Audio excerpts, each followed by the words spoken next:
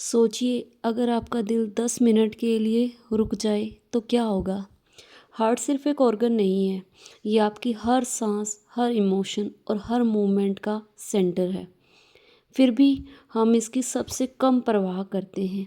आज हम समझेंगे हार्ट का स्ट्रक्चर कैसे काम करता है, हाई बीपी और कोलेस्ट्रॉल हमारी बॉडी के अंदर क्या डैमेज करते हैं, हार्ट अटैक से पहले हमारी बॉडी हमें क्या सिग्नल देती है और कैसे आप इस रिस्क को 80% तक कम कर सकते हैं। हार्ट एक मस्कुलर पंप की तरह काम करता है। इसमें 4 चैम्बर होते हैं। 2 ऊपर वाले चैम्बर को एट्रियम बोला जाता है और नीचे वाले चैम्बर को वेंट्रिकल बोला जाता है।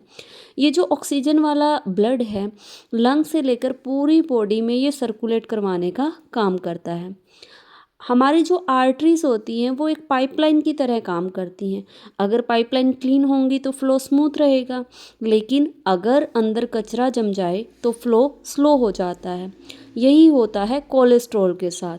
जब हम लोग ज़्यादा ऑयली फूड, प्रोसेस्ड फूड या फ्राइड स्नैक खाते हैं तो ये एलडीएल कोलेस्ट्रॉल को बढ़ाता है। ये आर्टरीज की वॉल पर चिपक जाता है और प्लेक बना देता है। सोचिए एक पाइप है, उसमें मिट्टी भर रही है तो पानी का फ्लो धीरे धीरे कम होता जाता है। तो इसी की तरह ही हमारी जो आर्टरीज हैं उनमें भी ब्लड का फ्लो कम हो जाता है और जब ये प्लेक फट जाता है तो क्लोट बन जाता है और वही मेन रीज़न होता है हार्ट अटैक का। अब हमारी बॉडी का जो नॉर्मल बीपी रहता है वो कितना रहता है, 120/80। और जब ये 140/90 से ऊपर जाता है तो हमें हाई बीपी की प्रॉब्लम स्टार्ट हो जाती है। आर्टरीज के अंदर वाली जो लाइनिंग होती हैं वो बहुत ज़्यादा टाइट हो जाती हैं, कोलेस्ट्रॉल और ज़्यादा चिपक जाता है, हार्ट को और ज़्यादा मेहनत करनी पड़ती है। ये बिल्कुल वैसा ही है जैसा मोटर को हाई वोल्टेज लगातार मिलता रहे तो कुछ टाइम के बाद उसकी पॉसिबिलिटी होती है कि वो मोटर जल सकती है। अब क्या सिम्टम्स हैं, हमारी बॉडी किस तरीके से सिग्नल देती है। सीने में हल्का दबाव फील होता है, जलने जैसा पेन हमें महसूस होता रहता है। हमारी जो लेफ़्ट आर्म है या हमारा जो लेफ़्ट कंधा है उसमें दर्द रहता है, थकान, सांस लेने में दिक्कत, कमर दर्द और कमजोरी भी फील होती है। अब क्या करें, इसके लिए एक छोटी सी रेसिपी है।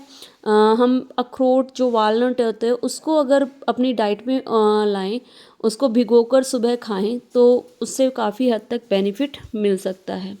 इसके अलावा डेली 30 मिनट की वॉक किया करें। रिफाइंड ऑयल और जो शुगरी फूड है उसको बिल्कुल अवॉइड कर दें। स्मोकिंग, अल्कोहल को कम कर दें। 7 से 8 आवर की प्रॉपर स्लीप। हर 6 महीने में बीपी और कोलेस्ट्रॉल का टेस्ट ज़रूर करवाएं। और कुछ हेल्दी फूड जैसे कि एप्पल, चुकंदर, कोकोनट वाटर, इनको अपनी डेली लाइफ में इंक्लूड करें।